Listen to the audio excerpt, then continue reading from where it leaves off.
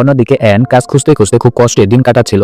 একসময় সে একটি থিয়েটার মালিকের সাথে দেখা করে, যে তাকে এমন জায়গায় যেতে বলে যেখানে তার যাওয়া উচিত ছিল না। কিন্তু তখনই কার্ল তার নায়িকা খুঁজতে বের হয় এবং ভাগ্যক্রমে তার সঙ্গে অ্যানের দেখা হয়ে যায়। কার্ল অ্যানকে নিজের গল্প বোঝায় এবং তার সিনেমায় কাজ করতে অফার দেয়। অ্যান প্রথমে দ্বিধায় পড়লেও তার কাছে আর কোনো সুযোগ না থাকায় রাজি হয়ে যায়। এরপর কার্ল সবাইকে দ্রুত জাহাজে ওঠার নির্দেশ দেয়। ক্যাপ্টেনকে বলে, তুমি শুধু আমার শিপ চালাও, আমি তোমাকে হাজার হাজার টাকা দেব।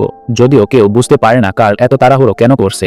তার দরকার ছিল একজন ভালো রাইটার এবং ইন্টারেস্টিং হিরো। এভাবে আমাদের পরিচয় হয় জ্যাকের সঙ্গে, যে একজন শান্ত প্রকৃতির স্ক্রিপ্ট রাইটার। কার্ল তাকে জাহাজে তুলে নেয়। আসলে পুলিশের কাছ থেকেও সে পালাচ্ছিল। অন্যদিকে অ্যান শিপের ক্যাপ্টেন ও বাকিদের সাথে পরিচিত হয়। কার্ল নিজের ক্যামেরা নিয়ে নতুন দৃশ্যের শুটিং শুরু করে। এখনো তারা জাহাজেই ছিল।